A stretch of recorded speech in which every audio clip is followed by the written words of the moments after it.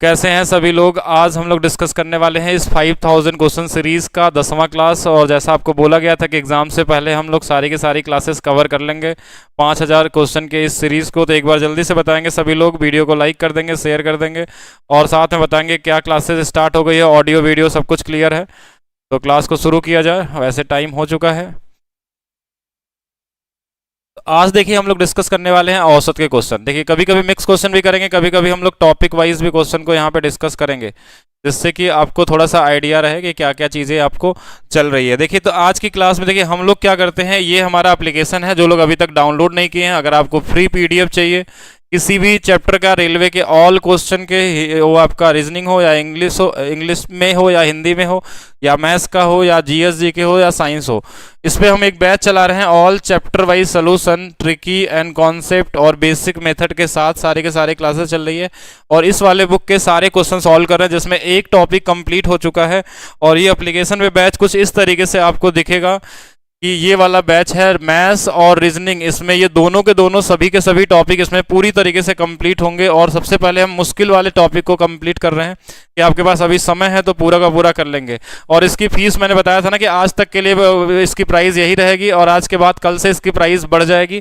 तो सभी लोग डाउनलोड कर लेंगे maths by DP sir app. यहाँ से आप इस बैच को भी ले सकते हैं, जहाँ पे आपको अब चैप्टर वाइज सोल्यूशन भी मिल रहा है और साथ में टॉपिक वाइज के साथ साथ। तो आज का टॉपिक है हमारा औसत का। तो औसत में हम लोग डिस्कस करने वाले हैं, ये बुक का ही टाइप वाइज है, मैंने इसमें कुछ नहीं बनाया, जैसा बुक में दिया था सेम उसी तरीके से क्वेश्चन ला दिए गए हैं। सीबीटी 2 का पहला क्वेश्चन है, आरआरबी एनटीपीसी सीबीटी 2 का। तो एक बार बताएंगे सभी लोग इस क्वेश्चन का आंसर। और वीडियो को शेयर करना, लाइक करना नहीं भूलेंगे, जल्दी जल्दी सभी लोग करेंगे। किस किस को लगता है कि डेली क्वेश्चन वाला पीडीएफ मिलना चाहिए? तो बिल्कुल पीडीएफ मिलेगा। ये पीडीएफ मैंने इसीलिए ऐसा बनाया है कि आपको दोनों लैंग्वेज में एक साथ सोल्यूशन के साथ पीडीएफ मिल जाना चाहिए। आप लोग maths by DP sir app download कर लीजिए। मैंने बताया था ना वहाँ पे एक मैं फ्री बैच बनाऊंगा, उसके अंदर में सारा पीडीएफ और सारी क्लासेस आपको मिल जाएंगी 5000 क्वेश्चन वाली सीरीज का। एएलपी बैच में वीडियो नहीं दिख रहा है अलजबरा के बाद, आप अपडेट नहीं कर पा रहे होंगे उसको। आप देखिएगा उसमें कई टॉपिक एक साथ मैं चला रहा हूँ और वहाँ पे बिल्कुल मिल जाएगा आपको सारी की सारी क्लासेस। जितने भी मिक्स क्लासेस होती हैं वो सारी की सारी मिलेंगी वहाँ पे। तो स्टार्ट किया जाए क्लास को। पेमेंट फेल होने वाला जो ऑप्शन था, अभी भी आज भी कुछ लोगों के पेमेंट फेल होंगे, बहुत सारे लोग एक साथ पेमेंट करते हैं तो उसमें कभी कभी दिक्कत आती है। लेकिन जिनका पेमेंट फेल होगा वो कोई दिक्कत वाली बात नहीं है। आपके पास नीचे एक नंबर स्क्रॉल हो रहा होगा, वहाँ पे आप मैसेज कर दीजिएगा, वो ऐड हो जाएंगे आप आसानी से। 1-2 घंटे का समय लगेगा, आप दिन में कभी भी करेंगे तो आपको ऐड कर दिया जाएगा। तो इस क्वेश्चन का आंसर क्या होगा, एक बार आंसर बताएंगे सभी लोग। इस क्वेश्चन का आंसर कितना आएगा, पहले एक बार क्वेश्चन को पढ़ते हैं। थोड़ा आज ऐसा क्लियर करेंगे हम लोग कि औसत का ये जितने भी क्वेश्चन इसमें हैं, लगभग 25 क्वेश्चन लिए गए हैं जो आपके बुक में आए हैं, तो इन सभी क्वेश्चनों का आपके पास आंसर हो जाएगा। ये टाइप 1 वाला क्वेश्चन है। क्वेश्चन में बोला है कि 7 क्रमागत संख्याओं का विचार करें, यदि पहली 5 संख्याओं का औसत z दिया हुआ है तो अंतिम 3 संख्याओं का औसत क्या होगा। तो ऐसा क्वेश्चन अगर कभी भी बेसिक तरीके से आपको मिलता है एग्जाम में, तो हम इसको लगाने का एक आसान तरीका बताएंगे कि ऐसे क्वेश्चनों में आप एक नंबर मानेंगे अपने से, x और y z ये सब नंबर मानने की जरूरत नहीं कि x+1 x+2 ऐसे मानेंगे तो कैलकुलेशन में ज़्यादा समय लग जाएगा। आप बोल दिया कि 7 क्रमागत संख्या है तो कोई भी क्रमागत संख्या ले लेंगे। जैसे हमने ले लिया कि 1 है, 2 है, 3 है, 4 है, 5 है, 6 है और 7 है। बोला पहले 5 का औसत z है, तो यहाँ पे पहला 5 अगर देखेंगे तो इनका औसत क्या हो गया, ये 3 हो गया। इनका औसत क्या हो गया, ये 3 हो गया। तो पहले 5 का। फिर क्वेश्चन में बोला कि अगर अंतिम 2 संख्याओं का औसत और ज्ञात कीजिए, अंतिम 3 संख्याओं का औसत। देखिए अंतिम 3 का अगर देखेंगे तो इन तीनों का औसत क्या आएगा, इनके बीच में 6 है, तो अंतिम 3 का औसत 6 आ जाएगा अगर 7 संख्या हो। तो ये इससे कितना बढ़ गया, तो आप बोलेंगे 3 बढ़ गया। लेकिन क्वेश्चन में बोला था z था, तो z में 3 जोड़ देंगे, आंसर क्या हो जाएगा, a वाला हो जाएगा। अगर कभी भी क्रमागत संख्या दिया जाए तो आप कैसे इसको डील करेंगे, ऐसे क्वेश्चनों को बिना x माने x+1 x+2 या माइनस में, इस तरीके से नहीं एज्यूम करना आपको, क्योंकि उसमें समय ज़्यादा लगता है जोड़ने में घटाने में। आप किस तरीके से करेंगे वो चीज़ मैं आपको यहाँ पे समझाता हूँ। अगर मान लीजिए 5 संख्याएं कभी भी दिया है, ध्यान से समझिएगा, 5 संख्याएं कभी भी दिया है आपको, तो जो औसत होता है ना, अगर हमारे पास विषम संख्या में नंबर है, यानी कि विषम संख्या में, तो इधर से और इधर से बराबर संख्याओं को हटा देते हैं, जो बीच में बचता है ना वही हमारा क्या हो जाता है, औसत होता है। ये चीज आपको कॉन्सेप्ट में आपको याद रखना है, ध्यान रखना है। अगर मैं ऐसे नंबर लिख लूं कि 48 है, 49 है, अगर एक क्रमागत संख्या है, दो दो के डिफरेंस पे हो या तीन तीन के डिफरेंस पे, देखिए 48, 49, 50, 51, 52, अगर ऐसे हमारे पास नंबर दिए हैं तो हम देखिए दोनों, अगर 5 संख्याएं तो हम क्या करेंगे, दो इधर से काट लेंगे, दो इधर से, जो बीच वाला बचेगा वही क्या हो जाएगा हमारे पास, आंसर हो जाएगा। अगर मान लीजिए ये विषम में बीच में कुछ बचता नहीं है, जैसे सपोज करिए कि ऐसा नंबर दे देता कि 48 है, 49 है, 50 है और 51 ही है, चार ही संख्या दिया रहता, तो भी दोनों तरफ से काट लेंगे और बीच में बोलेंगे कुछ तो बचा नहीं, अब किसको औसत माने। तो ऐसे केस में जब बीच में कुछ ना बचे तो इन दोनों को जोड़ के आधा कर लीजिए या इन दोनों को जोड़ के आधा कर लीजिए, आंसर आ जाएगा। अगर कुछ बचने वाला नहीं है तो क्या करेंगे, दोनों को जोड़ के आधा कर लेंगे तो भी आंसर हमारे पास मिल जाता है। तो सेम यही पैटर्न हमने लगाया यहाँ पे। कैसे लगाया कि पहले बोला 7 संख्या है, तो देखिए शुरू के 5 संख्या कितनी थी, 1 2 3 4, इधर से 2 काट दिया, इधर से 2, इसका आंसर 3 आ गया। फिर बोला अंतिम 3 संख्या क्या थी, 5 6 और 7 थी, तो इनका औसत देखिए इधर से काट देंगे, इधर से, ये बीच में कितना बच गया, 6 बच गया, 6 औसत होगा। तो ये 3 से 6 कितना बढ़ गया, 3 यूनिट बढ़ा है, तो आंसर भी क्या होगा, पहले जेड था तो 3 यूनिट बढ़ जाएगा, और जेड का मान कुछ भी होगा, ऐसा नहीं कि 1 2 3 में 3 आंसर होगा, कुछ भी रहेगा तो 3 ही बढ़ने वाला है, और इसी तरीके से लगाएंगे। तो क्लियर है हमारे पास। और इस वाले में क्या करते हैं, इन दोनों को जोड़ के आधा या इन दोनों को जोड़ के आधा। अगर आपको जोड़ने में दिक्कत हो तो इनका डिफरेंस निकाल लीजिए। देखिए इन दोनों का डिफरेंस कितना है, एक का आधा कितना, आधा, आधा मतलब 0.5, तो 49 में आधा जोड़ लीजिए या 50 में आधा घटा लीजिए तो भी आंसर आ जाएगा, किसी भी तरीके से करेंगे। चलिए नेक्स्ट क्वेश्चन की तरफ चलते हैं। जैसा जैसा टाइप में दिया है सेम उसी टाइप से मैं क्वेश्चन करा रहा हूं आपको, जिससे कि आपको बाद में सोल्यूशन में दिक्कत ना हो, आप आसानी से ढूंढ पाएं। और जितने नए लोग हैं वो चैनल को सब्सक्राइब करेंगे और चैनल को, वीडियो को लाइक करेंगे, शेयर करेंगे। जल्दी से इस पे सब्सक्राइबर जो है हमारे लगभग देखिए आप लोगों को 10,000 कर देना है आने वाले एक हफ्ते के अंदर में, ठीक है। तो सभी लोग शेयर जरूर करेंगे, तब इस तरीके से आपको नई नई चीजें आपको सिखाई जाएंगी। देखिए क्या क्वेश्चन बोला, 11 के पहले 12 गुणजों का औसत निकालिए।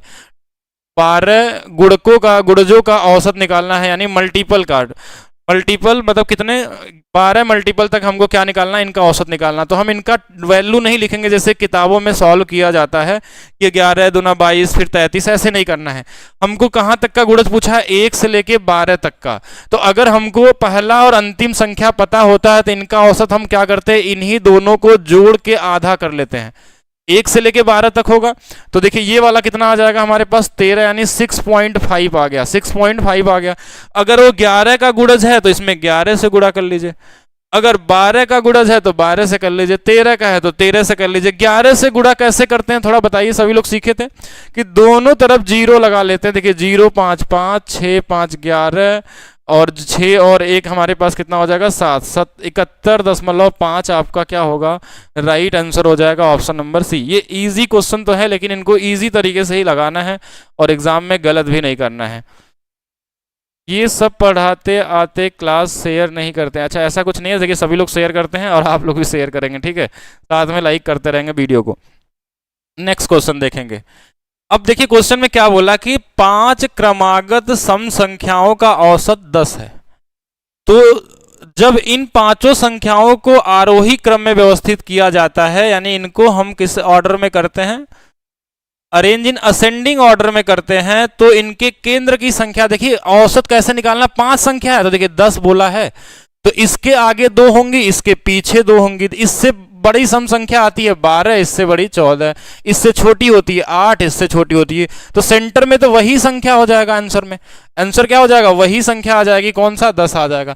कभी कभी इस क्वेश्चन में ऐसा पूछ लेता है कि सबसे बड़ी संख्या कौन सी होगी या सबसे छोटी संख्या कौन सी होगी, या बोलता कि बड़ी और सबसे छोटी संख्या का गुणनफल कितना होगा, या बड़ी छोटी का संख्याओं के वर्गों का अंतर कितना होगा। ऐसा आपके एग्जाम में रेलवे में बहुत सारे क्वेश्चनों में देखा गया है, कॉमन संख्याएं। तो इसमें कभी भी आपको एक्स वक्स मानने की जरूरत नहीं है, आप बस कॉमन तरीके से नंबर लिख लीजिए। देखिए हमको औसत तो दे ही दिया था और एक लाइन और बता दिया था कि क्रमागत संख्या है, तो 10 जैसे हमने लिखा ना, तो देखिए 5 बोला था तो 2 इधर और 2 इधर, क्योंकि यही दोनों कटे होंगे। और सम बोला है तो इसको 12 14 मान लेंगे, इसको 8 और 6 मान लेंगे। विषम बोलता तो विषम वाला लिख लेते हैं, उस तरीके से हम कर सकते हैं, ठीक है, कोई फर्क नहीं पड़ता है। क्वेश्चन वाला डेली पीडीएफ बिल्कुल मिल जाएगा, आप लोग maths by DP sir application download कर लीजिए, वहाँ पे आपको फ्री बैच में ऐड कर दिया जाएगा या आप खुद ऐड हो जाइएगा। वो मैं बैच कल आपको दे दूंगा संडे को, और कल मेंसुरेशन का मैराथन क्लास होने वाला है, तो सभी लोग लाइव क्लास में जरूर अटेंड करेंगे मेंसुरेशन का। कल रात में 8 बजे 2D के सभी क्वेश्चन हम लोग करने वाले हैं, वो ज़्यादा चैप्टर इंपॉर्टेंट है, बाकी औसत तो इंपॉर्टेंट है ही है आपके लिए। चलिए नेक्स्ट क्वेश्चन ग्रुप डी 2022 का पूछा हुआ क्वेश्चन है, एक बार ट्राई करेंगे सभी लोग। 7 संख्याओं का औसत 53 है। बाद में यह पाया गया कि एक संख्या गलती से 58 के बजाय 16 पढ़ लिया गया था, तो सातों संख्याओं का सही औसत क्या होगा? कितना ज्यादा पढ़ लिया गया यही तो निकालना। देखिए 58 के बदले में 16 पढ़ लिया गया था, तो इसके बीच का जो डिफरेंस है वो देख लीजिएगा, 42 हो जाएगा, यानी 42 कम पढ़ लिया गया था। जहां 58 लिखना था वहां पे 16 लिख दिया गया था, यानी 42 का डिफरेंस आ गया। तो यही 42 जो होगा ना, कितने लोग थे? 7 लोग थे, तो सातों में अगर बराबर बराबर डिवाइड करेंगे तो 6 आ जाएगा। औसत का मतलब ही होता है कि सबको बराबर बराबर बांट देना। तो ये जो 6 है ये बढ़ जाएगा सभी पे, तो पहले औसत 53 था, तो अब 53 में 6 जोड़ दीजिए, कितना आ जाएगा? 59 आ जाएगा, और यही आपका क्या होगा? राइट आंसर हो जाएगा। ठीक है, ईजी है, 59 वाले बिल्कुल सही है, बिकॉज हाँ बिल्कुल कराया तो जा रहा है। आप लोग एप्लीकेशन पे आप करिए, सारे टॉपिक को कराया जा रहे हैं, हर एक क्वेश्चन कराया जा रहा है, हर एक डाउट कराया जा रहा है। जो लोग बैच के अंदर हैं वो आप पढ़ रहे होंगे, उनको पता ही होगा कि सारे के सारे चीज़ें कराई जा रही हैं, और वो आप कर सकते हैं वहाँ पे। 3 क्रमागत प्राकृतिक संख्याएं जो बढ़ते हुए क्रम में है उनका औसत के है। प्राकृतिक संख्याएं बोला तो कैसे मानेंगे? 1, 2 और 3, इनका औसत कितना होगा? इधर से कट गया, इधर से आ गया, 2 हो गया। फिर क्वेश्चन में क्या बोला कि यदि संख्याओं के पहले सेट के ठीक बगल के 2 और क्रमागत संख्याएं जोड़ी जाती हैं, तो पहले तो हमारे पास 1 था, 2 था, 3 था, और 2 जोड़ेंगे तो 1 4 जुड़ जाएगा, 1 5 जुड़ जाएगा। अब इधर से कट गया, इधर से कट गया, अब औसत कितना हो गया? 3 हो गया। ये कितना बढ़ गया? तो बोलेंगे 1 बढ़ गया। लेकिन क्वेश्चन में बोला कि पहले ये के था, तो अगर के रहा होगा तो 1 और बढ़ जाएगा, और आंसर क्या हो जाएगा? के प्लस 1 हो जाएगा, और यही आपका क्या होगा? राइट आंसर हो जाएगा। इजी क्वेश्चनों का इजी सोल्यूशन ही आपको करना है, कोई और तरीके से नहीं करने वाले हैं। एनटीपीसी मॉक टेस्ट में 50 से 60 नंबर आ रहा है, तो बहुत ही अच्छे स्कोर पे आप पहुंच चुके हैं। आपका टारगेट यही होना चाहिए कि अगर एनटीपीसी का एग्जाम आपको देना है या एएलपी का देना है, तो एनटीपीसी के हिसाब से मैं बता दूं तो आप मिनिमम अभी आप टारगेट बना लीजिए कि 70 आपका आना चाहिए। ठीक है, आने वाले 2 महीनों के अंदर। अगर 50-60 आ रहा है तो बहुत बेहतर है, उसको 70 तक पहुंचाइए, और प्रैक्टिस करिए और मेहनत करिए। अपने कमजोरियों को ढूंढिए कि क्या आपको प्रॉब्लम होती है, कहाँ पे दिक्कत आती है, कैलकुलेशन में दिक्कत आ रही है, कोई टॉपिक से क्वेश्चन नहीं बन रहे हैं, जो भी चीज़ें आपको समस्या होती है उसको आप ढूंढेंगे, मार्क एनालाइज करेंगे उसको, आप जो टेस्ट देते हैं उसके बाद उस पर वर्क करिए, उसकी क्लास करिए, उसकी कॉन्सेप्ट पढ़िए, थ्योरी पढ़िए, उसके अगर आपको जो भी प्रॉब्लम हो फिर आप अपने मार्क्स को इंक्रीज करिए। वहाँ से 70 तक 2 महीने में कर लीजिए, बाकी उसके बाद का जो बचा हुआ 20 मार्क्स होंगे ना, और तो हम 90 तक आपको पहुँचा देंगे आसानी से। आप 100 में 90 नंबर तक ला सकते हैं, बाकी आपके ऊपर है कि किस तरीके से पढ़ते हैं। बाकी स्टैटिक जीके अभी से पढ़ लीजिए, क्योंकि पिछले बार जो था स्टैटिक जीके से लगभग मान के चलिए कि 50% क्वेश्चन जीएस में स्टैटिक जीके आ रहे थे। ये चीज़ें तो फिक्स वाली है, तो इसको आप लोग पहले से ध्यान रख के सब कुछ रेडी करके रखेंगे और डेली पढ़ेंगे। वो 15 से 20 मिनट भी पढ़ लेते हैं तो भी बहुत सारी चीज़ें आपकी क्लियर होती चलेंगी साथ में। जिनको पूरा का पूरा चैप्टर चाहिए एकदम टाइप वाइज के साथ, सोल्यूशन के साथ, कॉन्सेप्ट के साथ, तो इस वाले बैच में जा सकते हैं, जिसकी आज ही लास्ट है। और ये इसलिए फीस को अभी बढ़ा दिया गया था, मतलब 2 दिन का, और क्योंकि कई लोगों का एडमिशन नहीं हो पाया था, लेकिन बहुत सारे बच्चे और भी लोग हैं जो बोल रहे हैं कि इसको और बढ़ा दिया जाए, लेकिन नहीं, कि अब नहीं बढ़ने वाला है। अब ये प्राइस का डेट आज तक के लिए ये है, और इसके बाद ये हट जाएगा। ठीक है, तो maths by DP sir app पे आप खुद ही सोचिएगा 199 में आपको मैथ्स और रीजनिंग जिस क्वालिटी की मिलती है, जहाँ पे आप 100% स्कोर करने के आपके पास चांसेस है, अगर आपको जिस तरीके से बताया जाता है, उसके लिए 199 रुपीज़ कुछ नहीं होता। इसमें आपको बुक भी नहीं मिलता है। ठीक है, और जिसमें आपको क्लास चल रही है वो किसकी चल रही है? अनुकूल सर का। आप सोचिएगा अनुकूल सर की क्लासेस के बाद बहुत मुश्किल से मैं उनका समय निकालता हूं, क्योंकि वो नॉर्मल क्लासेस नहीं लेते हैं इस तरीके से, क्योंकि देखिए रीजनिंग का लेवल बहुत हाई आया था। अगर आप उनसे नहीं पढ़ेंगे तो आप पूरे मार्क्स अटेम्प्ट नहीं कर पाएंगे। उनकी नॉर्मल फी जो होती है वो 50,000 रुपीज़ से होती है। अगर आप ऑफलाइन में मुखर्जी नगर में पढ़ने जाते हैं सर से, तो वो टारगेट बैच ही बस पढ़ाते हैं, और उसमें बहुत ही जिन लोगों को पढ़ाएं वो सबका सिलेक्शन देते हैं 100%। उसमें वो चांस ही नहीं है किसी का कि नहीं होने वाला या होने वाला, वो ऐसे ही लोगों को पढ़ाते ही हैं। वो 6-6 घंटे 7-7 घंटे के इस तरीके से क्लास लेते हैं वो, और सारे बच्चों को उस तरीके से प्रैक्टिस करवाते हैं डेली। तो उनको टाइम निकाल के मैंने शाम को आप लोगों के लिए बुलाया है, तो आप लोग उनका पूरा फायदा उठाइए। और इस बैच में सर क्लास भी करवा रहे हैं रीजनिंग का, बाकी यूट्यूब पे भी क्लास उनकी मिलती रहती है आपको। चलिए नेक्स्ट क्वेश्चन की तरफ चलते हैं। कि पहली 10 प्राकृतिक संख्याओं के वर्गों का योग क्या होता है। तो इसके लिए आपको कुछ फार्मूले भी आपको पता होने चाहिए, जैसे कि हमारे पास क्या होते हैं, प्राकृतिक संख्याओं का योग क्या होता है, वर्गों का योग क्या होता है, उनके क्यूब का योग क्या होता है। इससे भी कभी कभी रेयर क्वेश्चन आपके एग्जाम में देखने को मिलते हैं। प्राची मैम की भी क्लास आपकी स्टार्ट हो जाएगी। अभी मैम का थोड़ा सा स्टूडियो वाला इशू हो रहा है, जिसमें वीडियो क्वालिटी थोड़ी सी अच्छी नहीं हो पा रही थी, इसलिए उसको और बेहतर किया जा रहा है। उनकी भी क्लास आपको मिलने वाली है। तो देखिए कुछ चीज़ें आप ध्यान रखेंगे, इसके साथ साथ ध्यान रखिएगा, अगर बोला कि 1 + 2 + 3 और इस तरीके से नंबर अगर 100 तक जाता है तो इनको हम बोलते हैं प्राकृतिक संख्याओं का योग निकालना। ये कहीं तक भी होगा। इनका जोड़ने का तरीका क्या है कि अंतिम वाले संख्या का आधा कर लेंगे और इसी को 2 बार लिख देंगे। अगर हमारे पास 1 + 2 + 3, बीच बीच में थोड़ा थोड़ा ट्रिक भी समझते रहेंगे। अगर ये मान लीजिए 1000 तक होता तो इसका आधा कितना होता, 500, और इसी का आधा 500 एक बार और लिख देते हैं। लेकिन आपको फार्मूला भी पता होना चाहिए औसत के लिए। कौन कौन सा फार्मूला, 1 + 2 + 3, देखिए ज़्यादा नहीं जानना है। अगर n तक दिया है तो ये क्या होता है, n + 1/2 हो जाता है। ठीक है। अगर हमारे पास इनका स्क्वायर दे दे, अगर इनका हमारे पास क्या दे दे, स्क्वायर दे दे, तो ये हमारे पास कितना हो जाता है, n + 1, 2n + 1। ये तो आपको एकदम याद होना चाहिए। इस पे क्वेश्चन आपको कई तरीके से मिलेंगे, नंबर सिस्टम मिलेंगे। एक आपको ये क्यूब वाला याद होना चाहिए। देखिए ये बेसिक चीज़ें आपको नहीं पता रहेंगी तो आप आगे चीज़ें नहीं समझ पाएंगे। अगर ये क्यूब तक का रहता है तो ये होता है n + 1/2 का होल स्क्वायर। ठीक है, ये वाला मिल जाता है। एक आता है हमारे पास ऑड नंबर का, विषम वाले का। ये विषम का जो योग होता है वो क्या होता है, जैसे कि ऐसे नंबर होते हैं 1 + 3 + 5 और इस तरीके से n तक जाता है, तो ये होता है n²।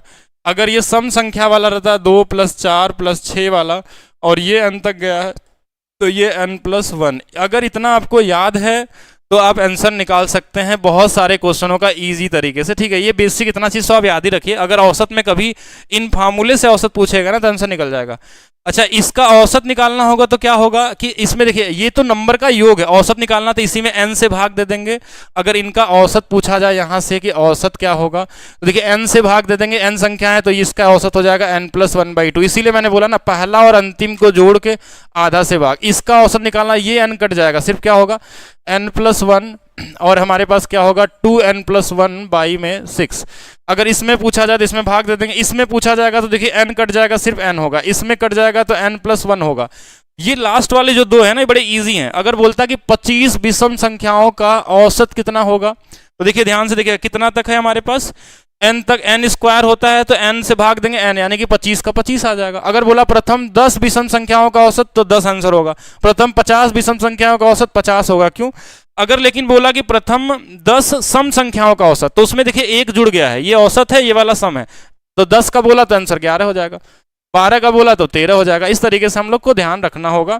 और चलिए तो इस क्वेश्चन को देख लीजिए। अगर इसको आपने कर लिया तो ये हमारे पास कौन सा क्वेश्चन था, योग वाला था। तो योग वाले में कितना आ जाएगा, देखिए हमारे पास 10 तक का बोला ना, 1², 2 का स्क्वायर और ऐसे कहाँ तक है 10 का स्क्वायर। तो औसत कैसे निकालते हैं, n कट जाता है, n + 1 यानी 10 से 11 और फिर कितना आ जाएगा 21 बटे में कितना आ जाएगा 6, 2 से कट जाएगा 3 बार, 2 से कट जाएगा 3 से कट जाएगा हमारे पास 2 बार, 3 से कट जाएगा 7 बार, तो ये 77 बटे में 2 आपका क्या होगा, आंसर होगा। हमने n को छोड़ दिया, एक n को, क्यों? क्योंकि वो तो कटी जाएगा बाद में, क्योंकि भाग भी तो देते हैं उस संख्या से। तो ये आंसर है। सर जी ALP CBT 1 में 50 मार्क्स आ रहा है, बहुत ही बढ़िया मार्क्स है 50 मार्क्स। ठीक है, CBT 1 के लिए आप कोशिश करिए कि 60 अगर ला दे रहे हैं तो आप और बेहतर हो गए, मतलब 100% मान के चलिए। 50 में भी ऐसा नहीं कि सिलेक्शन नहीं होने वाला, लेकिन आप ज़्यादा लेके चलेंगे क्योंकि कट ऑफ पिछले बार से ज़्यादा ही मिलने वाली है। 19 लाख लोग भरे हैं LP के लिए। LP के लिए मैं अभी क्लासेस और आपको देने वाले हैं। वैसे तो ये सारी क्लासेस भी काम आने वाली हैं आपको, और भी क्लासेस हम लोग इसको वो करेंगे। ठीक है, नेक्स्ट देखेंगे। नेक्स्ट क्वेश्चन की तरफ चलते हैं हम लोग। नेक्स्ट क्वेश्चन क्या है कि पहली 10 विषम संख्याओं का माध्य क्या होगा। तो क्या विषम संख्याओं को लिखेंगे? नहीं, अगर 10 बोला है तो 10 ही आंसर हो जाएगा। क्या हो जाएगा? 10। अभी मैंने थोड़ा देर पहले बता रहा था कि 10 विषम संख्याओं का औसत 10, 15 विषम संख्याओं का 15। अगर पहली से स्टार्ट हो रहा है तो 1 से शुरू हो रहा है तो, अगर सम संख्या बोलता, अगर इस विषम के जगह पे सम हो जाता तो आंसर 10 में 1 जोड़ लेते हैं और 11 आंसर हो जाता। अगर सम रहता तो आंसर क्या होता, 11 होता। अगर विषम बोला है तो सीधा सीधा आप वही आंसर लिख लेंगे। चलिए नेक्स्ट देख लेते हैं हम लोग। पहली 8 मिश्रित प्राकृतिक संख्याओं के माध्य। मिश्रित का मतलब होता है भाज्य भी बोल सकते हैं, इसको भाज्य लिख लीजिए, नहीं तो हिंदी में थोड़ा सा आप कंफ्यूज हो जाएंगे। भाज्य, भाज्य प्राकृतिक संख्याओं का माध्य, जो इंग्लिश में दिया होगा कंपोजिट। हाँ, तो पहले 8 कंपोजिट नंबर का माध्य और पहले 8 प्राइम नंबर के माध्य के बीच का अंतर क्या होगा। एनटीपीसी में पूछा गया एक आसान सा क्वेश्चन है। इसमें आपको भाज्य संख्याएं कहां से शुरू होती हैं। सबसे छोटी भाज्य संख्या आप लोगों को पता है क्या होती है। सबसे छोटी भाज्य संख्या ग्रुप डी का, अभी मैं एक बार देख लूंगा क्या इस बार जा सकता है, क्योंकि देखिए अभी आप तुरंत डिसाइड नहीं कर सकते क्या जाने वाला। पिछले बार जो गया है उससे कई जगह हो सकता है कम भी जाए और कई जगह हो सकता है कि उससे ज़्यादा भी जा सकता है। वो डिपेंड करेगा कि कैसा पेपर आ रहा है, उसके हिसाब से कितना लोग भरे हैं उस पर कट ऑफ डिसाइड कर सकते हैं। ठीक है, ऐसे अनुमान लगाना एक अलग चीज़ है, लेकिन हाँ आप पिछले वाले से कर सकते हैं। देखिए इसमें करते हैं भाज्य संख्याएं जो होती हैं, सबसे छोटी भाज्य संख्या क्या होती है, ये चीज आपसे पूछा जाता है। सबसे छोटी समभाज्य संख्या क्या होती है, तो 2 भाज्य संख्या होती है सबसे छोटी। ऐसा ही आप लोग सोच रहे होंगे, लेकिन ये गलत सोच रहे हैं। अगर ऐसा सोच रहे हैं तो सबसे छोटी भाज्य संख्या जो होती है वो 4 से शुरू होती है। भाज्य संख्या हम किसको बोलते हैं, एक ऐसी संख्या जिसका फैक्टर 2 से ज्यादा हो, मतलब वो 2 संख्याओं से मिनिमम 2 से ज्यादा संख्याओं से कटती हो। तो 4 ही एक ऐसी संख्या है सबसे छोटी जो 2 से ज्यादा संख्याओं से कटती। किससे कटती, 1 से, 2 से और 4 से। 3 संख्या हो गया तो ये क्या होगा, कंपोजिट नंबर होगा। 1 हो नहीं सकता, 1 अपने आप में स्वतंत्र नंबर है, होल नंबर है, पूर्ण नंबर है। लेकिन देखिए दूसरा चीज, 2 सिर्फ हमारे पास 1 और 2 से कटता है, 3 1 और 3 से कटता है, लेकिन 4 क्या कटता है, 1 2 4 से कटता है। तो 4 पहला होता है, दूसरा 6 होता है, फिर हमारे पास 8 होता है, फिर 9 भी होता है। देखिए 9 भी इंपॉर्टेंट है इसमें, क्योंकि 9 सबसे छोटी विषम भाज्य संख्या है। भाज्य मतलब कंपोजिट नंबर है। अगर बोलता है ना कि किसी संख्या में सबसे छोटी विषम भाज्य संख्या से भाग दिया जाए तो क्या होगा हमारा, 9 से, मतलब बोल रहा भाग देने के लिए, इनडायरेक्टली ये कहना चाह रहा 9 से भाग दीजिए। तो 9 हो गया, फिर उसके बाद 10 भी हो जाएगा, फिर 12 भी हो जाएगा, फिर 14 भी हो जाएगा, 15 भी हो जाएगा, क्योंकि 15 भी कटता है सबसे ज्यादा। 8 ही बोला था ना, तो 8 हो गए क्या, 4 4 हमारे पास 8 हो गए। ठीक है, तो इनको बस जोड़ लीजिए कितना आ रहा है, 6 4 10, 18 18 27, 10 37, 37 2 12, 49 49, 1 50, 50 63, 63 10 हमारे पास 73 और 73 और 5 78। 78 में हमको भाग दे देना है किससे, 8 संख्याओं से। ये इसका माध्य हो गया। अच्छा, फिर अभाज्य संख्याओं के बारे में बोलेंगे। देखिए 2 होता है, 3 होता है, ये तो आपको ध्यान रखना होगा, 5 होता है, 7 होता है, फिर 11 होता है, फिर 13 होता है, फिर हमारे पास 17 होता है। कितनी हो गई, 3 इधर 3, तो एक और जोड़ लीजिए, 19 हो गया। 19 और 11 30, 13 30 30 30 60, 7 72, 72 और 5 कितना हो जाएगा, 77। तो इसकी वैल्यू आ गई 77/8। इन दोनों का अंतर ही तो पूछा गया था, 78/8 माइनस में 77/8। तो ये दोनों घट जाएंगे, बेस सेम है, तो 1/8 इसका क्या होगा, राइट आंसर होगा। 1/8 इसका क्या होगा, राइट आंसर होगा। अगर 1/8 आ रहा है तो सही है। मेरा 199 का पेमेंट कट गया है, तो बिल्कुल जो नंबर नीचे चल रहा है ना, उस पर आप क्या करिए कि एक बार वो कर दीजिए, मैसेज कर दीजिए, कोई दिक्कत नहीं है, वो करवा दिया जाएगा। ठीक है, हाँ वो ऐड करवा दिया जाएगा। आप मैसेज कर दीजिएगा, कल वो सुबह तक हो जाएगा। किसी का भी पेमेंट कटने के बाद अगर वो फेल हो जा रहा है, क्योंकि एक साथ कई लोग जब पेमेंट करते हैं, क्योंकि अभी जो हम लोग एप्लीकेशन का सर्वर है वो छोटा सर्वर है, उसको बाद में हम लोग इंक्रीज करेंगे, क्योंकि अभी नया नया स्टार्ट किया गया है, तो बाकी उसको हम लोग बाद में इंक्रीज कर देंगे। ठीक है, तो 1/8 बिल्कुल राइट आंसर है। थोड़ा धीरे पढ़ाएं, बहुत ही धीरे पढ़ाया जा रहा है। अब इससे धीरे क्या ही पढ़ाया जाए, धीरे पढ़ाएंगे तो बड़ा लंबा क्लास हो जाएगा। तो चलिए पहले आप लोग इसको लगा लीजिए, फिर मैं इसका तरीका बताऊंगा कि किस तरीके से आपको करना है। आपको एग्जाम में किस तरीके से करना है ये भी चीज़ समझनी होगी कि सबसे बेहतर अप्रोच क्या होता है। आपको हमेशा तलाश होनी चाहिए हर एक क्वेश्चन का, जो भी आप लगाते हैं वो टेस्ट सीरीज में या फिर आपका प्रीवियस ईयर हो, आपको ये ढूंढना है कि सबसे आसान अप्रोच किसी क्वेश्चन का क्या होगा। एएलपी मैथ्स का टारगेट बैच लाए। एएलपी मैथ्स के लिए टारगेट में क्या चाहते हैं, कैसा बैच ला दिया जाए। एएलपी के लिए देखिए एग्जाम हमको उम्मीद तो देखिए एएलपी में मैं बता देता हूँ कि अभी एग्जाम होने का चांस जो है वो लास्ट यही सितंबर के पहले तक का ही। अगर ये करवा पाए तो ठीक है, नहीं तो उसके बाद सीजीएल का एग्जाम आने वाला है, उसके बाद एमटीएस का एग्जाम आने वाला है, तो ये एग्जाम लेट भी हो सकता है। अगर ये अपने एक्टिविटी को थोड़ा सा अच्छा करते हैं, थोड़ा स्पीड लाते हैं, तो सितंबर से पहले अगर एग्ज़ाम करवा सकते हैं तो पॉसिबल है, नहीं तो उसके बाद तो और लंबा खींचने वाला है। और जिस तरीके से रेलवे अभी तक करता आ रहा है ना, तो एग्ज़ाम और डिले हो सकता है। ठीक है, तो उसके लिए भी आपको रेडी रहना। देखिए जो डिले उनके लिए तो ठीक है जो लोग अभी पूरी तैयारी नहीं किए हैं, लेकिन मेरे हिसाब से जो इतने दिनों से फॉर्म निकला है तो मैक्सिमम लोगों की तैयारी पूरी हो चुकी होगी।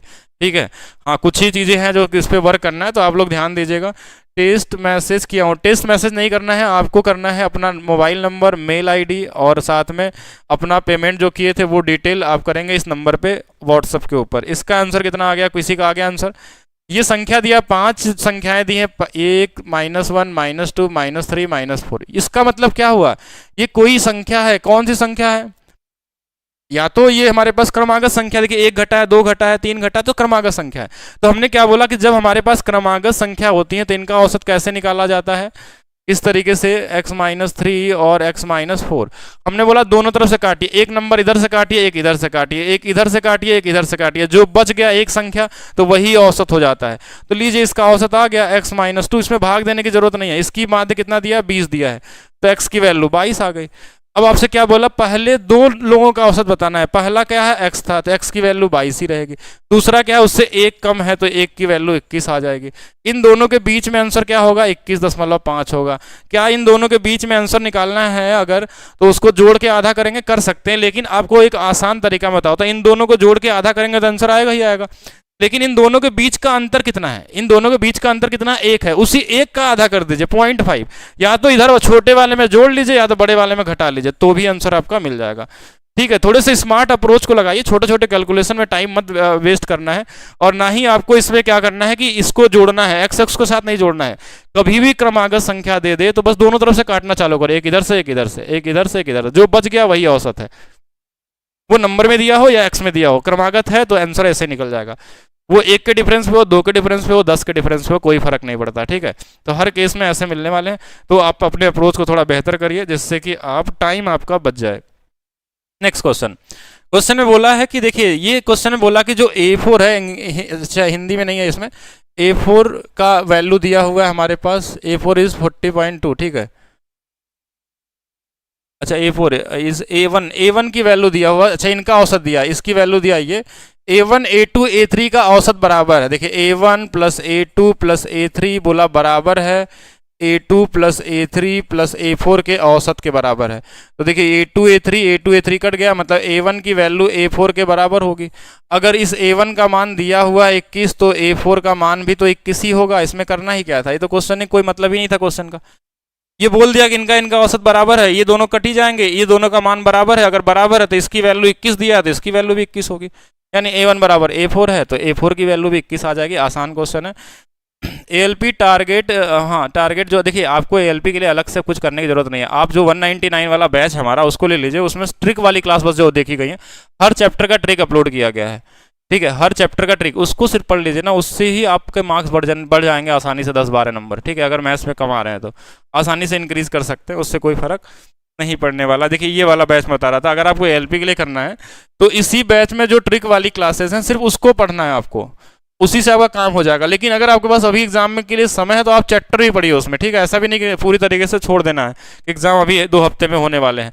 अगर ऐसा होता है तो आप उस क्लास को करके जाएंगे, नहीं होता तो आप पूरा पढ़िए और अपने लेवल को और बेहतर बनाइए, जहाँ मैथ्स रीजनिंग दोनों है। बाकी रीजनिंग वाले में ध्यान रखिएगा कि अभी इसीलिए मैं क्लास पहले करवा रहा हूँ इस वाले बैच में, पजल का, सिटिंग अरेंजमेंट का, स्टेटमेंट वाले क्वेश्चनों का, जो मुश्किल वाले टॉपिक आपके पूछे गए थे। और ALP वाले इसको हल्के में लेके नहीं जाएंगे, अच्छे से पढ़ के जाएंगे, अपने कॉन्सेप्ट को क्लियर करके जाएंगे। अगर क्वेश्चन का लेवल इंक्रीज हो गया इस पे तो फिर पता चला कि आपके मार्क्स कम हो जाने वाले हैं, इसलिए प्रैक्टिस आपको बेहतर तरीके से करके जाना है इसमें। ठीक है, और ये प्राइस आज के लिए है तो इसको ध्यान रखेंगे, ये इंक्रीज हो जाएगा।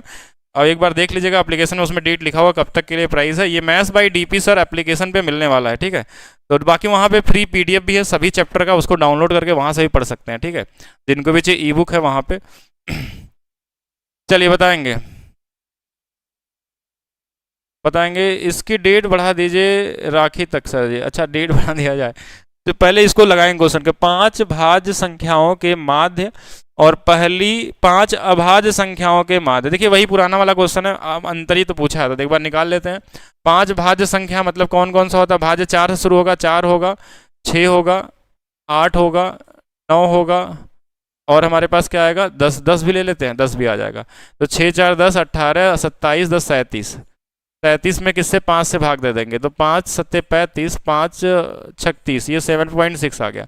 दूसरा वाला बोला था अभाज्य, अभाज्य कौन सा है, 2 है, 3 है, 5 है, 7 है और 11 है।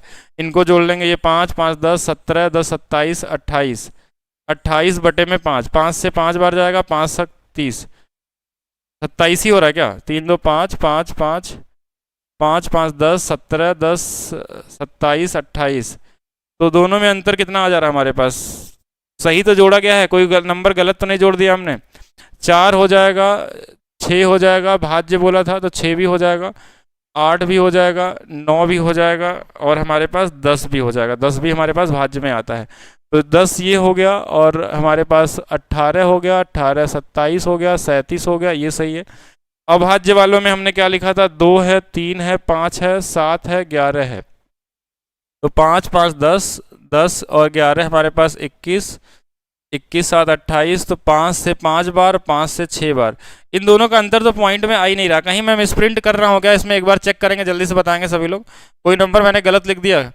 हाँ, एक बार जल्दी से कमेंट करिए, हो सकता है आपको दिख रहा होगा, क्योंकि अगर इनको घटाएंगे तो कोई ऑप्शन नहीं मैच करेगा इसमें। तो हाँ, ये घटाएंगे तो नहीं आएगा। कहीं तो कहीं इसमें कुछ क्या लिखा गया है? 5 भाज्य संख्याओं के माध्य और पहली 5 अभाज्य संख्याओं के माध्य। ठीक है, जल्दी से करेंगे हम लोग। 7.4 आ रहा है, 9 नहीं लिखा गया। अच्छा, 9 तो लिखा ही गया इस वाले में। 7.4, 7.4 ये तो सही है। दूसरे वाले में हमने अभाज्य संख्या लिखा 2 3 5 7 11। कहाँ पे हमने लिख दिया? पहली 5 भाज्य संख्याओं के माध्य, पहली 5 अभाज्य संख्याओं के माध्य के बाद में। चलिए, हो सकता कहीं मैं गलत करता जा रहा हूँ और जो मुझे दिख नहीं रहा अभी। ठीक है, कभी कभी ऐसा होता है कि अगर आप मिस प्रिंट एक बार लिख दिया ना, तो आपको वही नंबर एग्जाम में भी उसी तरीके से दिखते जाना है। इसलिए आपको मेंटली हमेशा स्ट्रांग होकर एग्जाम को देना है कि ऐसा कोई गड़बड़ ना हो। भाज्य संख्याओं की जो शुरुआत होती है वो 4 से होती है, फिर हमारे पास 6 हो जाता है, फिर हमारे पास 8 हो जाता है, फिर हमारे पास 9 हो जाता है, फिर हमारे पास 10 हो जाता है। अभाज्य संख्याएं जो होती हैं वो 2 से शुरू होती हैं, 3 होता है, 5 होता है, 7 होता है, और हमारे पास 11 हो जाएगा। और इन संख्याओं के हमको दोनों का अंतर निकाल के हम इस तरीके से, 36 आ रहा था इसलिए गलत हो रहा था, तो कोई दिक्कत नहीं। अगर 36 आ रहा था, जोड़ने में गलती हो गई थी, तो इसलिए ऐसा हो सकता है। 18 18 और 9 हमारे पास क्या हो जाएगा? अगर यहाँ 36 आ रहा तो 36 में 5 से भाग दे देंगे, 5 7 35, 5 2 9, ये भी तो 37 से नहीं होगा। तो ये तो हमारे पास सही आ रहा था। 7 पॉइंट में कितना था? 6 था। इस वाले में हमारे पास कितना था? ये 5 10 17 और हमारे पास 27 28, तो ये भी 6 ही आ रहा था। फिर से वही आंसर आ रहा है। कितना आ रहा है आप लोगों का आंसर? ऐसे कैसे हो सकता है? 3 3 3 7.4। अच्छा, 37 आ रहा है तो 7.4 हो जाएगा। ठीक है, तो गलत भाग दे दे रहे हैं हम लोग, इसलिए ये आ रहा था गलत।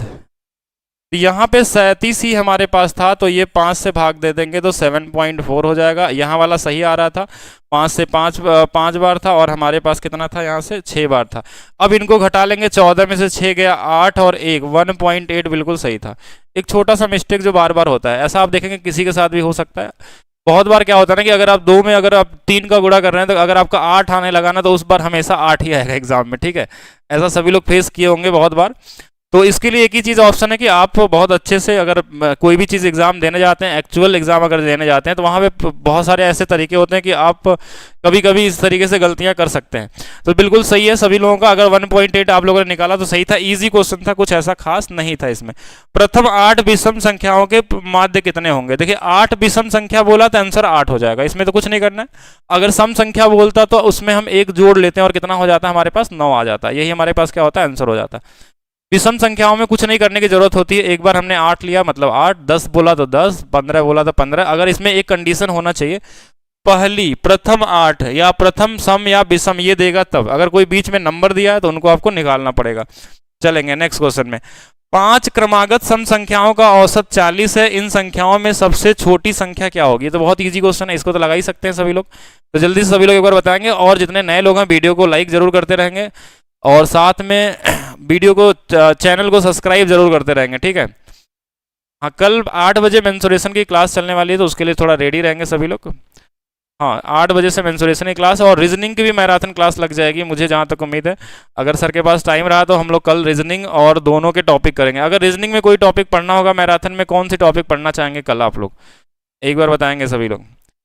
चलिए इसका आंसर कितना होगा, देखिए क्या बोला, 5 बोल दिया और 40 दिया है, तो देखिए 40 हो गया, एक संख्या तो यही होगी, 2 इधर होंगे और 2 इधर होंगे, इससे 2 कम कर लीजिए कितना 38, और इससे 2 कम कर लेंगे 36, तो यही छोटी संख्या हो गई, यही आंसर हो गया आपका, कुछ करना नहीं। अगर बड़ी पूछता तो एक 42 और इसमें जोड़ देंगे तो 44, अगर बड़ी पूछेगा तो 44, छोटी पूछेगा तो 36, जैसा भी पूछ ले आपसे निकाल सकते हैं। एक इजी क्वेश्चन था, इस तरीके से ही ब्रेक करके बनाना है कॉमन क्वेश्चन। 7 के प्रथम 20 गुणजों का औसत कितना होगा, 7 के प्रथम 20 गुणजों का औसत कितना होगा, तो देखिए 1 से लेके 20 तक की संख्याओं का औसत कितना होता है पहले वो निकालिए। तो आप बोलेंगे देखिए 20 एक 21 का आधा 10.5, अगर 7 का बोला है तो 7 से इसमें गुणा कर लीजिए, अगर 8 का बोलता है तो 8 से, 9 का बोलता है तो 9 से, बस यही करना है और ये आपका आंसर हो जाएगा 70 और 3 73.5, 73.5 हो जाएगा, ठीक है 73 पॉइंट।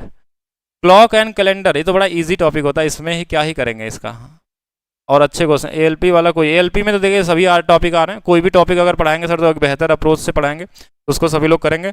चलिए देखेंगे 73.5 इजी क्वेश्चन है, टाइम नहीं देंगे, थोड़ा जल्दी से करते हैं। ये 20 तक बोला तो इसमें भी 10.5 में 8 से गुणा कर देंगे, 80 हो जाएगा, 8 5 40 84 हो जाएगा, ठीक है। इजी क्वेश्चन में समय नहीं देना। 9 के प्रथम 30 गुणज बोला है तो 30 एक 31, 15.5 में 9 से गुणा कर देना, 9 5 45, 45 4 46, और हमारे पास 9 1 कम 9 4 13, यानी 100, गढ़त गुणा कर लिया क्या 45 हो जाएगा, 45 45 45 4 49, तो ये 49 होगा, 139.5 आ जाएगा, ठीक है इजी था। हाँ नेक्स्ट देखेंगे, ये बैच है maths by DP sir application के ऊपर, इसको सभी लोग डाउनलोड कर लेंगे। यहाँ पे आपको फ्री पीडीएफ सभी चैप्टर के ई बुक के फॉर्म में दिए गए हैं, आप उसको पढ़ सकते हैं, वहाँ पे हिंदी इंग्लिश दोनों के लैंग्वेज में मिल जाएंगे, सारे क्वेश्चनों का सिलेबस भी है वहाँ पे, मतलब सारे के सारे क्वेश्चन हैं उनका सलूशन भी है साथ में। बाकी इस बैच में मैथ्स रीजनिंग हम लोग कवर कर रहे हैं, जहाँ पे आप एक बेहतरीन सलूशन और बेहतरीन स्कोर करने की टेक्निक आपको सिखाई जाती है। इसी के साथ ये नेक्स्ट क्वेश्चन, अभी आज का क्वेश्चन जो देख रहा हूँ मैं बुक का जो पहला टाइप है, इसमें बड़े इजी क्वेश्चन है, एक आध दो क्वेश्चन ऐसे थे जहाँ पे थोड़ा सोचना था, बाकी तो सब इजी कैलकुलेशन पे बेस है। कल एप्लीकेशन पे क्लास नहीं चलती है, क्लासेस मंडे टू फ्राइडे चलती है, सैटरडे को डाउट चलता है कि आपको एक हफ्ते में क्या डाउट आया है, किस चैप्टर जो पढ़ रहे थे क्या वो आपसे क्लियर बन रहे हैं। अगर आप रेगुलर क्लास लाइव कर रहे हैं तो वहाँ से बहुत सारी चीज़ें सीख सकते हैं। अगर आप बैच खरीद के सिर्फ आपको रखना है, बीओडी क्लास देखना है, तो आप बैच के रनिंग स्टाइल को पकड़ ही नहीं पाएंगे, फिर वो आप अपने से ही करना पड़ेगा आपको। तो डेली लाइव क्लास करना हो, 12 बजे लाइव क्लास चलती है मंडे फ्राइडे, सैटरडे को वो होगा, और संडे टेस्ट होगा वहाँ पे, चैप्टर वाइज टेस्ट, जो एक वीक में चैप्टर पढ़ाया जाएगा उसका टेस्ट होगा। कल आपका परसेंटेज का टेस्ट भी है एप्लीकेशन पे, तो कभी भी टेस्ट अपलोड हो सकता है, उसके लिए रेडी रहेंगे और सभी लोग दे सकते हैं। आपके एप्लीकेशन बैच के अंदर ही दिखेगा वो टेस्ट, ठीक है, वहाँ से आप टेस्ट दे सकते हैं। लेटेस्ट क्वेश्चन कराइए, देखिए लेटेस्ट ही है सारे क्वेश्चन जो आपके एग्जाम में, देखिए लेटेस्ट की बात ही नहीं है, सारे क्वेश्चन करा रहा हूँ मैं, लेटेस्ट छोड़ दीजिए। 22 का जो भी क्वेश्चन है, 21 का जो क्वेश्चन है, 20 का, 19 का, 16 का, 18 का, सारे क्वेश्चन। लेटेस्ट को छोड़ दीजिए, उससे कोई फर्क नहीं पड़ता, क्वेश्चन तो क्वेश्चन है, कोई भी क्वेश्चन हो ऐसे ही क्वेश्चन मिलने वाले हैं। आप देखेंगे कितने भी जितने मेरी क्लासेस है सारे क्वेश्चन उसमें दिए गए हैं। 5 क्रमागत संख्याओं का औसत 50 दिया है, क्रमागत बोला था कि इसमें सम तो नहीं बोला कहीं पे। अगर 50 दिया तो इसके आगे 2 संख्या, इसके पीछे 2 संख्या, इसके आगे 51 और 52, और इसके पीछे कितना आएगा 49 और 48। क्वेश्चन में और क्या बोला है, इसमें सबसे बड़ी और सबसे छोटी संख्या का गुणनफल, सबसे बड़ी और छोटी संख्या का गुणनफल, और बोला है कि और चौथी और दूसरी संख्या का गुणनफल का अंतर 49 गुणे 51, 8 दूना 16 यहाँ बन जाएगा, 9 1 कम 9 बन जाएगा। ये वाली संख्या बड़ी होगी क्योंकि देखिए इससे बड़ी आ रही है, तो 49 और 51 2 का डिफरेंस है, यहाँ 4 का डिफरेंस है, तो ये कम आ जाएगा। यानी कि हम इसको 9 में से अगर 6 घटा लेंगे तो ये हमारे पास बड़ी वाला नहीं, 6 में से 9 तो ये -3 ही बनेगा, ठीक है, -3 है क्या ऑप्शन में। बाकी आप पूरा भी कैलकुलेशन कर सकते हैं, ऐसा नहीं है, आप गुणा करके 2 डिजिट निकाल के भी घटा सकते हैं, -3 होगा जो करेंगे हम लोग। 3 नहीं आएगा, -3 आएगा, थोड़ा ध्यान दीजिएगा, आप कर लीजिएगा, एक बड़ा है एक छोटा है। ऑप्शन डाउनलोड का भी चाहिए, तो जो लोग बैच के अंदर में, उसमें तो मैंने अपलोड कर दिया, आप डाउनलोड कर लीजिएगा। जो लोग इस वाले बैच के अंदर में हैं, यहाँ पे आप कोई भी पीडीएफ डाउनलोड कर सकते हैं, आपको ई बुक की ज़रूरत नहीं है, आप फ़ोन में डाउनलोड कर सकते हैं। इसमें रीजनिंग भी है, इसमें जीएस भी है, इसमें साइंस भी है, और इसमें एनसीईआरटी की भी एक बुक मैंने डाली है जो पूरा का पूरा थ्योरी वाली बेस पे है। तो 5 बुक इसमें अपलोड हैं, आप डाउनलोड कर सकते हैं, उसके लिए कोई भी फ़ोन में डाउनलोड हो सकता है। नेक्स्ट देखेंगे, 5 क्रमागत संख्याओं का औसत अगर 10 है तो मध्य में भी 10 ही होगा। अभी थोड़ी देर पहले ही हमने देखा था अगर 10 है तो 2 इधर होगा और 2 इधर होगा, तो मध्य में तो यही आ जाएगा आंसर में। तो आपको मध्य निकालने की जरूरत ही क्या है, अगर 5 दिया तो मध्य में वही होगा। अगर 4 बोलता तो हम निकालते हैं उसमें मध्य में क्या आने वाला था। हाँ जो भी होगा अब एक बार मैं जैसा होगा सर से बात कर लेंगे, वैसा फिर हम लोग क्लासेस करेंगे। 5 क्रमागत संख्याओं का औसत 100 है, तो 100 अगर दिया हुआ है हमको तो इसके आगे 2 संख्या, इसके पीछे 2 संख्या, 101 वाला और 102 वाला। इससे पीछे क्या होगा, 99 होगा, 98 होगा। क्या पूछा गया है, पहली संख्या ज्ञात कीजिए। पहली संख्या पूछा था तो यही आंसर हो जाएगा, कुछ घटाने उठाने के लिए नहीं दिया है क्या। पहली संख्या ज्ञात कीजिए तो 98 हो जाएगा, ये तो इजी हो जाएगा। चलिए आगे चलते हैं, इजी क्वेश्चन में समय नहीं देना है। 5 क्रमागत संख्याओं का औसत 100 है, सबसे बड़ी और सबसे छोटी संख्याओं का अंतर देखिए, वही देखेंगे। अभी वही वाला क्वेश्चन था, 100 था तो इसके आगे हमारे पास 101 होगा, इसके आगे 102 होगा, इसके पीछे 99 होगा, इसके पीछे 98 होगा। बोला क्या है, सबसे छोटी और सबसे बड़ी, ये सबसे बड़ी है 102 का स्क्वायर माइनस में 98 का स्क्वायर। इसमें फार्मूला लगा देंगे, एक बार दोनों को जोड़ देंगे 200 हो जाएगा, एक बार दोनों को घटा लेंगे 4 हो जाएगा, 800 आंसर हो जाएगा। ए प्लस बी और ए माइनस बी का फार्मूले का यूज़ करेंगे यहाँ पे और आंसर निकालेंगे। ए प्लस बी और ए माइनस बी के फार्मूले का यूज़ करिए और आंसर निकालिए। 800 बिल्कुल सही आंसर है। नेक्स्ट देखेंगे, 30 अंकों की गणित परीक्षा में 40 छात्रों की कक्षा में ए का माध्य स्कोर 23 है। उसी परीक्षा में 45 छात्रों में हमारे पास बी के माध्य स्कोर 22 है। दोनों वर्गों के माध्य प्राप्तांक और वर्ग ए के माध्य प्राप्तांक का अनुपात क्या होगा। ये थोड़ा अच्छा क्वेश्चन है, इसको बोल सकते हैं कि हाँ जहाँ कुछ सोचना है लगाना है, बाकी तो सब इजी था। अभी ये अच्छा नहीं बोल सकते, थोड़ा कैलकुलेटिव होगा बहुत सारे लोगों के लिए कि कैलकुलेशन ज़्यादा करना होगा। अगर आपको कॉन्सेप्ट पता है बेसिक तो कैलकुलेशन, लेकिन कैलकुलेशन भी क्यों करना है, बेसिक कम से कम कैलकुलेशन करने की कोशिश करिए। अगर आप इस क्वेश्चन को लगा लिए हैं तो फिर आप समझ लीजिए कि आप बेहतर तरीके से तैयारी कर रहे हैं और दूसरों लोगों से बेहतर हैं। इसको मुश्किल नहीं बोल सकते, ये ईजी से मॉडरेट लेवल का क्वेश्चन है। तो कितने लोगों से बन जाएगा बताएंगे सभी लोग। एडवांस मैथ्स के कितने क्वेश्चन आते हैं, लगभग मान के चलिए 40 से लेके 50% तक का वेटेज होता है जितने भी क्वेश्चन आते हैं। अगर 30 क्वेश्चन आते हैं तो 14, 15, 16 कुछ भी हो जाए, किसी सेट में ज़्यादा हो जाता है, किसी सेट में कम हो जाता है। तो 50% वेटेज मान के चलेंगे एडवांस का। 13-14 क्वेश्चन तो फिक्स है कि ये तो मिनिमम आना ही आना है, किसी में ज़्यादा किसी में कम ये हो जाता है। कितने लोगों का आ गया, 390 शशांक बता रहे हैं 382, 390 382 ऑप्शन में है, और 391 382 है, और 382 91 है, कई सारे दिए हुए हैं। पहले हमको निकालना है टोटल का और उसके बाद करना है। तो देखिए कैसे करेंगे, एक बार देखते हैं हम लोग थोड़ा सा। पहले तो कितने कितने छात्र हैं उनका अनुपात निकाल लीजिए। एक में हमारे पास ए में जो छात्र हैं वो कितने हैं, 40 हैं। और बी में कितने छात्र हैं हमारे पास, बी में कहाँ गया बी में छात्र कितने हैं, 45 हैं। तो ये कट जाएगा कितने से, 5 से 8 बार, 5 से 8 बार, 5 से 9 बार, दोनों मिला के हमारे पास 8, 9, 17 छात्र हैं। ठीक है, यही तो दिया हुआ है। तो पहला 8 था और 9 था, दोनों मिला के कितने हैं, 17 हैं। तो शुरू में जो ए का माध्य स्कोर था वो 23 था, 8 यूनिट की वैल्यू 23 दिया हुआ था। बी का जो माध्य स्कोर है वो 22 दिया हुआ है, और हमको टोटल का माध्य निकालना है कितना होगा। तो कैसे निकालेंगे पहले वो देखिएगा। हम जेएसएम का यूज करेंगे कि जो छोटी संख्या है ना इसको माध्य मान लीजिए, और इससे ज़्यादा आएगा। इससे ज़्यादा ये कितना है, 1 ज़्यादा है। कितने लोग हैं इसमें, 8 लोग हैं। कितने लोग हैं, 8 लोग हैं। 8 से गुणा हो जाएगा, दोनों जोड़ के भाग देते हैं, 8, 9, 17 से भाग दे देंगे। ये औसत जो आएगा वो इसका आ जाएगा। तो देखिए कितना आ जाएगा, ये 17 गुणे 22, 17 दूना 34, 34 आ गया, मतलब 0, 3, 4, 7 और 3, 374, और 8 जोड़ लेंगे 382 बटे में 17 आ गया। 382 बटे में 17 आ गया हमारे पास दोनों का औसत। अब क्वेश्चन में पूछा क्या है, बड़ा सिंगल लाइन से मैं बता रहा हूँ, सबसे अप्रोच बेहतर तरीके से। ये वाली ट्रिक आपको मैंने सिखाई भी है और बताया है कि जब अच्छे क्वेश्चन आएंगे तो इनका यूज़ करेंगे हम लोग औसत में, परसेंटेज में, प्रॉफिट लॉस में। तो ये दोनों का मिला के औसत आ गया। ये कैसे निकला अभी मैं बताऊंगा, अगर जिनको नहीं समझ में आया तो सिखा के ही जाएंगे आज हम इसको।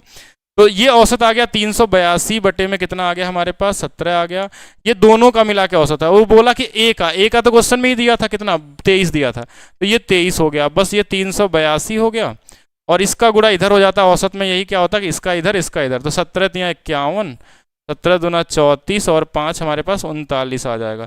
तो 382 391 कौन सा ऑप्शन है, 382 391, ऑप्शन नंबर सी यहाँ पे क्या होगा, राइट होगा। और जिनको नहीं समझ में आया उनको चिंता की कोई बात नहीं, अभी हम सीखेंगे ये जीएसएम क्या होता है, किस तरीके से इसको अप्लाई करते हैं परसेंटेज में। देखिए बहुत सारे क्वेश्चन में मैंने बताया परसेंटेज में कर सकते हैं, इनकम एक्सपेंडिचर वाले क्वेश्चन में कर सकते हैं, औसत में तो हर जगह अप्लाई होता है, ठीक है, हर जगह अप्लाई होगा, बस सही तरीके से हम लोग अगर क्वेश्चन को करते हैं तो।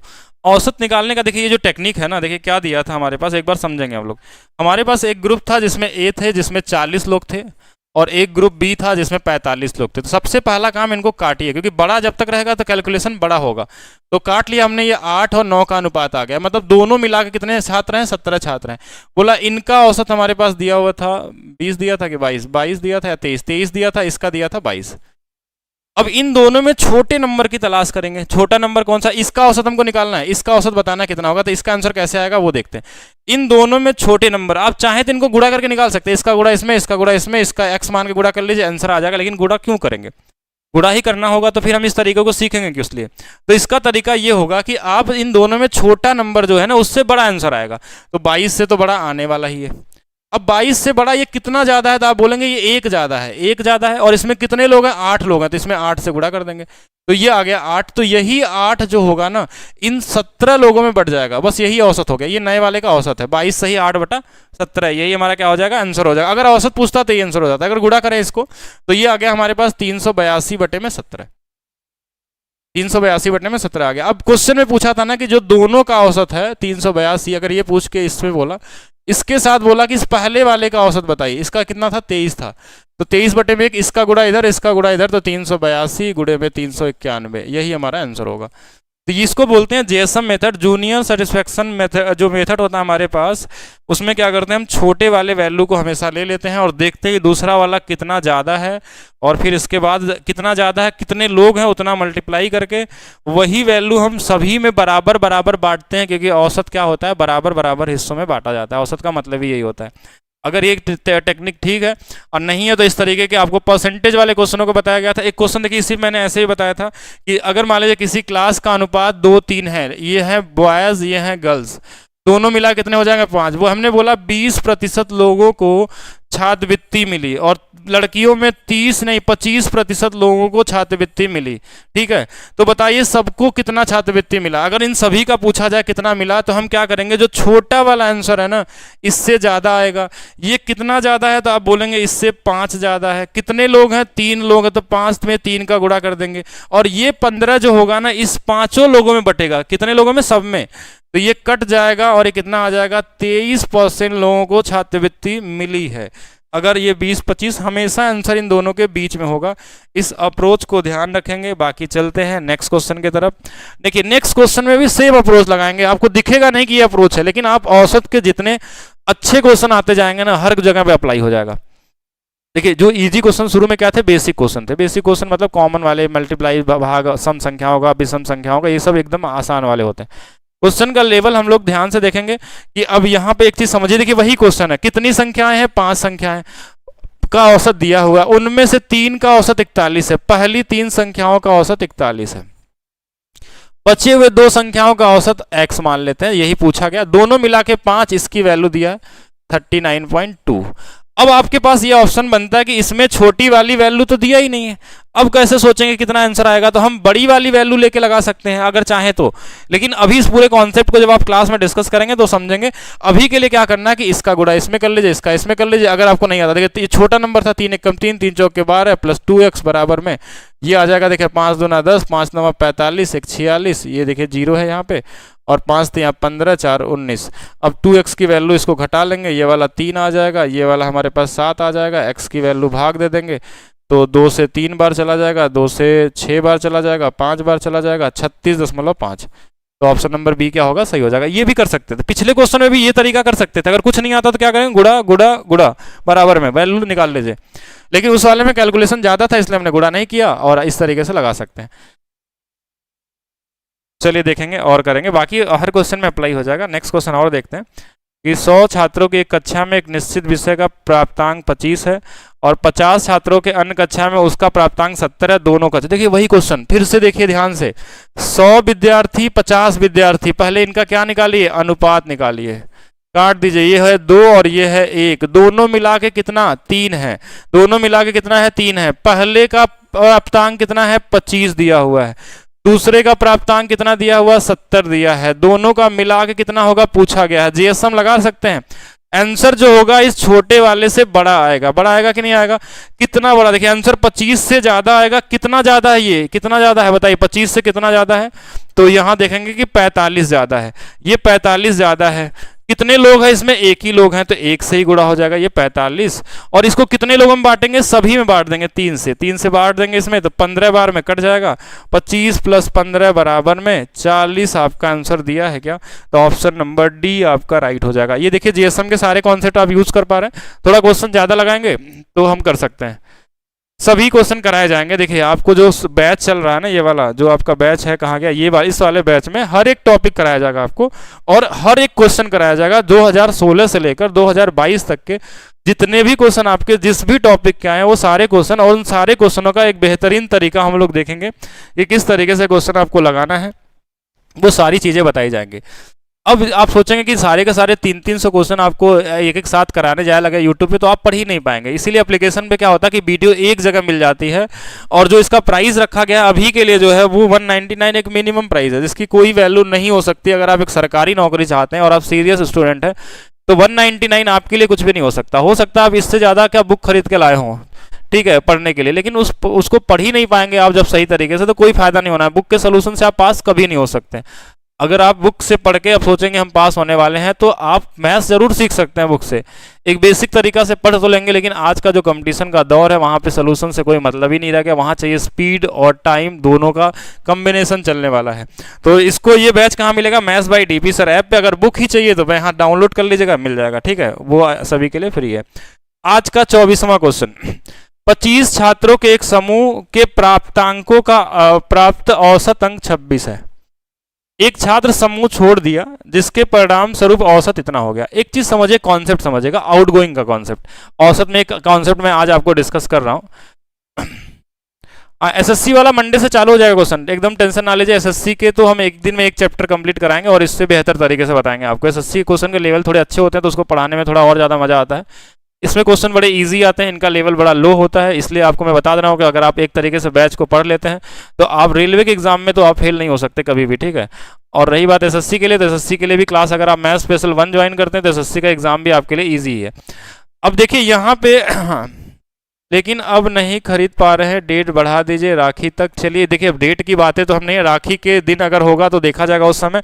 अभी के लिए एक आउटगोइंग कॉन्सेप्ट समझिए, आज का एक कॉन्सेप्ट और समझिए। क्या है कॉन्सेप्ट, अगर मान लीजिए कोई भी ग्रुप है, अगर उससे कोई बाहर जाता है, एक फिक्स औसत है, यानी क्वेश्चन में क्या बोला है 25 छात्र हैं और 36 उनका औसत है, तो इसका मतलब ये कहना चाहता है, औसत क्या बताता है कि इन 25 छात्र का औसत 36 अंक है, मतलब हर 25 में से हर एक बंदे के पास, हर एक लोगों का नंबर जो औसत आया वो 36 36 36 है 25 बार। लेकिन इन लोगों का बराबर 10 दिया गया, सबको जोड़ के बराबर बराबर बांट देना ही औसत होता है। औसत का मतलब क्या होता है कि 4 दोस्त हैं, चारों के पास कम, किसी के पास पैसा है, किसी के पास ज्यादा है, इन सभी को जोड़ के बराबर कर दीजिए तो औसत हो गया वो। तो ऐसे ये 25 लोगों का छात्र है और इनका औसत अंक 36 दिया हुआ है। अब इसमें आउटगोइंग का कॉन्सेप्ट क्या होता है कि अगर कोई बाहर जा रहा है ग्रुप से, ठीक है, अगर 25 में से कोई एक बाहर निकलता है तो 2 केसेस हो सकते हैं कि उसका नंबर खुद का 36 रहा हो, अगर वो उसको लेके बाहर चला जाएगा तो 24 लोगों के पास भी अपना 36 36 है, औसत में कोई चेंज नहीं होगा, नो चेंज होगा। अगर ये जो बाहर जा रहा छात्र अगर वो 36 नंबर लेके जाएगा, अगर वो 36 पॉइंट लेके जाएगा तो वो क्या होगा, नो चेंज होगा, यानी औसत पहले भी 36 था अभी भी 36 होगा। एक चीज ये होता है। दूसरा कि अगर वो बाहर जा रहा है और ज्यादा वेट लेके जा रहा है अपना, मतलब ज्यादा मार्क्स लेके जा रहा है, तो जो ज्यादा लेके जाएगा ना, जो बचे हुए 24 है उसमें औसत क्या होगा, कम होगा। क्यों कम होगा, क्योंकि वो ज्यादा मार्क्स लेके चला गया तो बाकी लोगों का घटेगा वो। अगर वो 36 ही लेके जाता तो कोई दिक्कत नहीं थी। 3 केसेस पॉसिबल है। एक और केस पॉसिबल है कि अगर वो इस 36 से कम नंबर लेके जा रहा है तो कुछ ज्यादा छोड़ के जा रहा है। किसके लिए छोड़ के जा रहा है, उस ग्रुप वालों के लिए जो 24 बचे हुए हैं। अगर उन 24 में जो हमारे पास बचे हुए हैं, अगर वो कुछ कम लेके जाएगा, मतलब कुछ छोड़ दिया अपना, मान लीजिए इसका इंडिविजुअल जो बाहर गया है उसका नंबर 10 थे, इसने कितने नंबर छोड़ दिए इसमें 36 में से 26 नंबर छोड़ दिए, तो वो 26 नंबर सब में बढ़ जाएगा जो 24 लोग हैं। तो अब यहां पे देखिए ये तब क्या होगा, बढ़ेगा। अब देखिए यहां पे क्या हुआ, औसत बढ़ गया है, ध्यान से देखेंगे औसत क्या हो गया है, बढ़ गया है। कितना बढ़ गया है, तो आप बोलेंगे 1.5 बढ़ गया है। 1.5 बढ़ने का मतलब ये हुआ कि ये कम औसत लेके गया है, जो बाहर गया है वो कम। कितना कम, कितने लोग हैं यहाँ पे 24, तो इन 24 लोगों को 1.5 पॉइंट दिया था वो, यानी कितना हो गया, ये 36 हो गया। यानी ये जो गया है बाहर ना, वो 36 वेट कम ले गया, किससे, औसत से। और औसत कितना है, 36 है, 36 से 36 घटा देंगे, यानी वो कितना ले गया, 0 ले गया, यानी उसका कोई नंबर था ही नहीं, वो साथ में था इसलिए उसका 36 औसत था। तो 36 कम ले गया, मतलब इसका जो बाहर गया है वो 36 उसको लेके कम गया, इसका मतलब उसका नंबर 0 था। जो पहला वाला छात्र बाहर गया उसका नंबर कितना था, 0 था। दूसरा वाला क्या बोला, उसके बाद एक लोग इसमें शामिल हुए समूह में, और इसके आने से औसत घटा।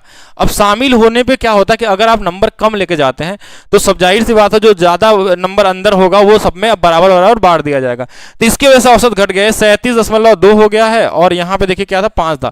0.3 की क्या हो गई, कमी हो गई। कितने लोग हो गए इसके जाने से, 25 हो गए, 25 तिया 75, यानी कि 7.5, ये क्या हो रहा है, ज्यादा लेके, कम लेके जा रहा है। किससे 7.5 कम लेके जा रहा है, औसत से। तो 7.5 अगर इसमें घटा दें इस 37.5 में, तो 30 नंबर लेके गया था, एक 0 एक 30 नंबर, और बोला इन्हीं दोनों का औसत निकाल दीजिए, 15 आपका आंसर हो जाएगा।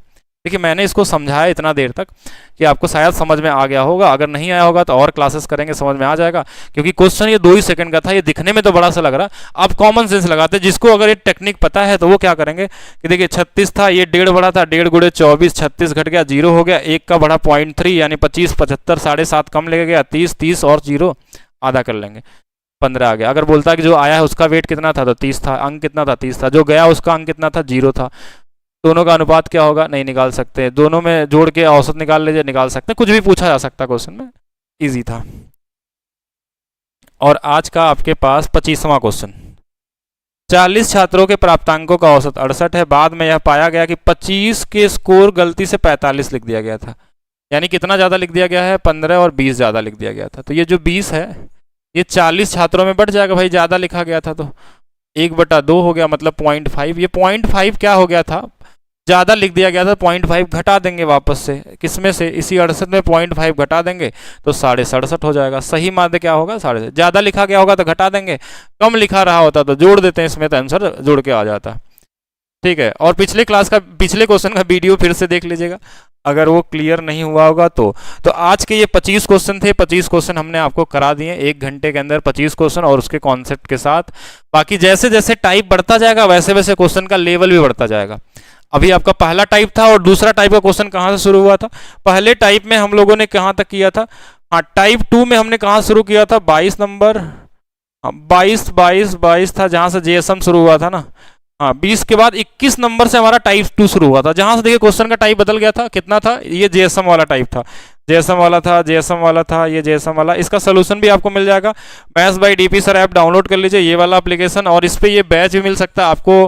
हर टॉपिक का पूरा और हर एक क्वेश्चन का सोल्यूशन चाहिए, रीजनिंग के साथ साथ मैथ्स भी चाहिए, तो आप ले सकते हैं। एप्लीकेशन डाउनलोड करिए, 2 साल की वैलिडिटी है maths by DP sir app पे।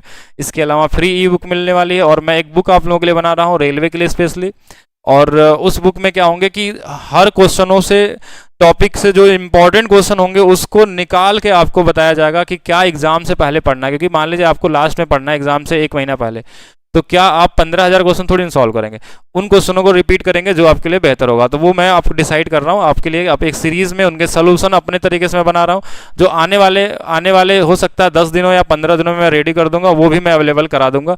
लेकिन उसको पढ़ना कब है, एग्जाम से 2 महीने पहले तक के लिए, ठीक है। अभी उसको नहीं, अभी आप पूरा सॉल्व करिए, सारे क्वेश्चनों में वर्क करिए, ठीक है। बाकी वीडियो को लाइक करना, शेयर करना और चैनल को सब्सक्राइब करना नहीं भूलेंगे, ठीक है। एप्लीकेशन पे कितने क्लास ले चुके हैं, अभी एप्लीकेशन पे सिर्फ परसेंटेज की क्लास पूरी हुई है, नंबर सिस्टम के 2-3 क्लास के डेमो पड़े हुए हैं, बाकी परसेंटेज ही पूरा हुआ है। 1 हफ्ते में हम लोगों ने पूरा चैप्टर कंप्लीट कर लिया परसेंटेज के। 243 क्वेश्चन के आसपास थे या 240 क्वेश्चन के आसपास थे, उन सभी क्वेश्चनों को कर लिया, उनके डाउट कर लिए। आज उनका डाउट क्लास था, कल उस पर हम लोग टेस्ट करेंगे उस परसेंटेज का।